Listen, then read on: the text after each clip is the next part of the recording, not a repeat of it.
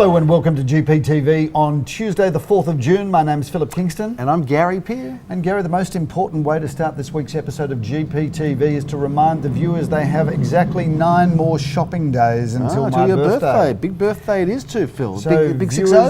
Is it big 6-0? Get out. if I was going to turn 60, Gary, that would mean that you're currently 65. That's not true, So viewers, age. 9 more shopping days. I am notoriously difficult to buy for. That's why I haven't bothered since he was about 12. Quite frankly, about the only thing that I'm interested in these days, I can't afford any more in this slightly more difficult property market, Gary. The Stefano Ricci tie that I'm partial to. Yeah. So viewers, you know, if you want to pass the hat around and have Stefano a combined Ricci. gift, that'd be nice. Do you know what I know about that tie? Tell me what. Absolutely nothing. Wouldn't have a clue what you're talking about, Phil. But I tell you what I do know what you're talking about. Have we copped a barrage in the last 2 weeks from that from the election? We copped it, beauty. I tell you what, there's a few angry people out there with us, and you know, it was just it was a bit of just a celebration of a win. Hang on, viewers. Let us just quickly up on screen show you some footage of us talking about the election win. He's actually popular. Voted in, that Abbott was out with his politics and his policies. You can't imagine that they'd want to change him over. I mean, he is the guy. Well, he's a winner. He's a winner. He's done it almost single-handedly. It was the most incredible result. And you know, and I know you're very careful, and so am I. But without jumping on one side of the fence or another, there were under the Labor government, I would say, unfriendly property taxes. And I have to say, from just a real estate point of view, I think that not have those unfriendly taxes is a positive. So what you're saying is that you think, without declaring your allegiance, that the Liberal government is better for property than a Labor government. Couldn't possibly doubt that. Okay. Okay. Now that you've seen a little taste of that, we were very, very careful, weren't we, Gary? Very diplomatic, Phil. But you know, we've been called a mouthpiece for the Liberals. Now that's a beauty. I didn't think we were a mouthpiece for anyone, let alone ourselves. Mouthpiece for the Liberals. We've been, attacked by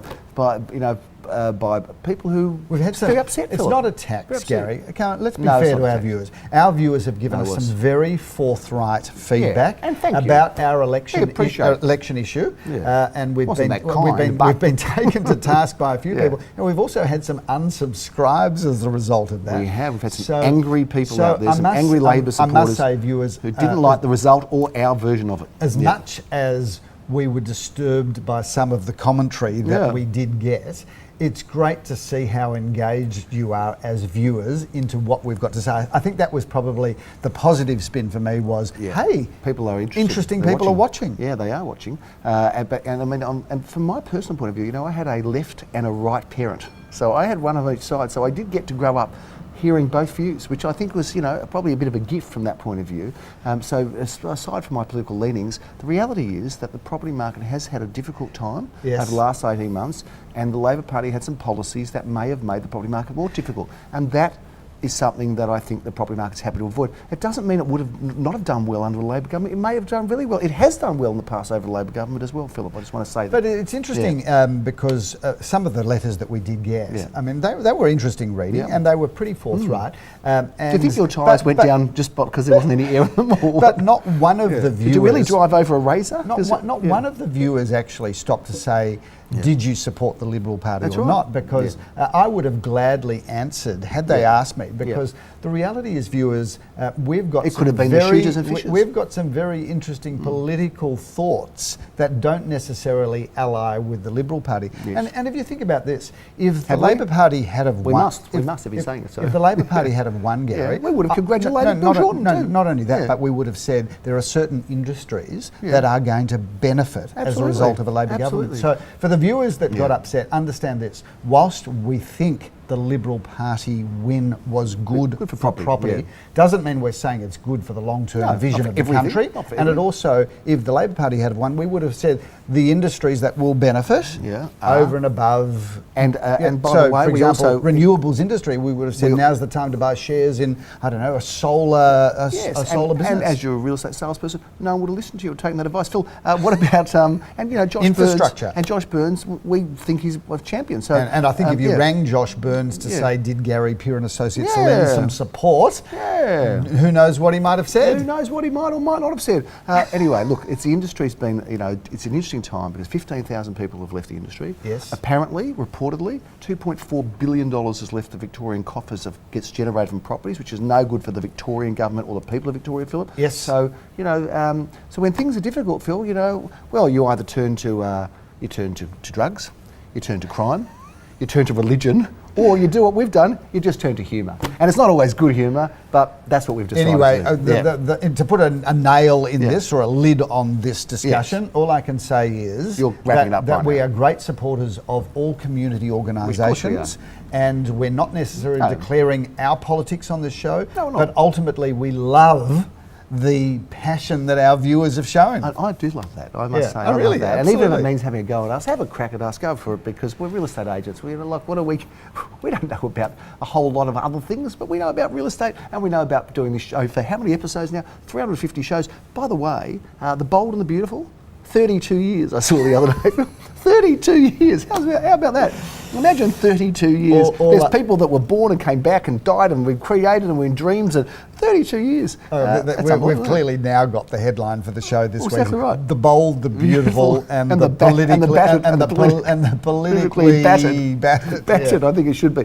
Now let's talk a bit about the market, even though there's not a lot to talk about, Phil, because June is notoriously quiet month. Yes. It's the month that some people go away on a regular basis. Some people go away, Phil, and I know that Mark and Joel did the show last week. Thank you, gentlemen. I did have a good break, and they are wonderful. They are wonderful agents, by the way, very experienced and wonderful people. But I think it's just a matter of celebrating your birthday. People take a lot of the month off to do that, Phil. Yes. On the 13th, and my son's on the 17th as well. Yes. But only 4 auctions on the weekend, quiet, but some good results nevertheless, Phil.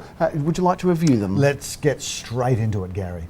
So Gary, quiet weekend, unusual for us to only have 5 auctions, but first out of the blocks on Saturday was a property that we actually didn't sell and that I think represents incredible buying. That's home number 3 at 7 Wando Grove in St Kilda East.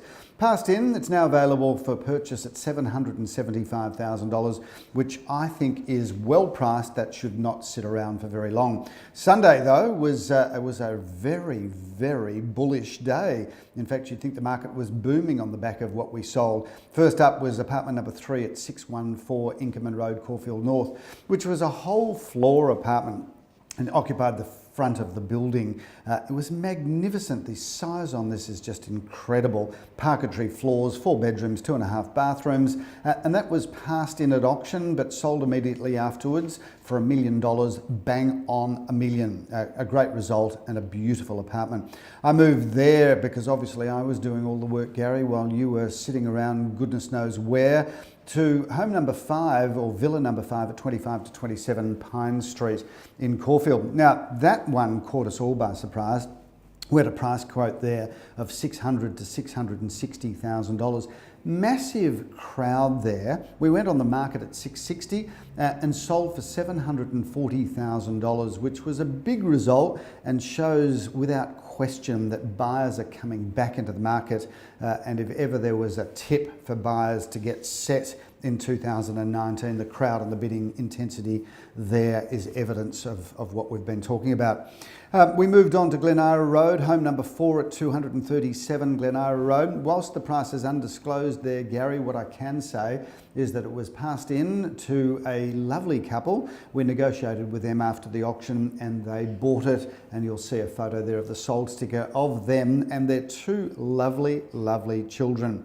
3 at 8 Warona Street in Bentley was sold prior to auction, so that wraps up for what is a very quiet weekend for us. But let's get back to the toings and froings of the marketplace. Well, thanks for that wrap for the House of the Week, Phil. Of course, no show this Thursday because no homes to introduce for the weekend upcoming because it's a long weekend. Gary, the Queen's birthday weekend. Yes, Let's refrain from making any cracks about the long weekend or the Queen or because anything. We've done that to death year after year after year. But there's new watches waiting Watching for us to slip up, I think. Although it is an opportunity just to talk royal for just a few moments. The royal family this year with the new Meghan Markle baby, a lot said around that. So all I can say is that it's a changing world. The Queen's birthday party that she no doubt has, with another little grandchild around their table down at Windsor. It's a lovely. It must be a lovely time to be the Queen. I'm sure it would be, Phil. When is it a lovely time? And I remember,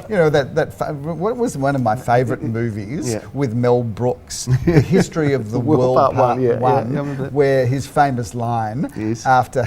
Remember, Mel Brooks is the king in France. The king in France, and he goes like this, snaps his finger, and he says, "Piss boy, piss boy." That's right.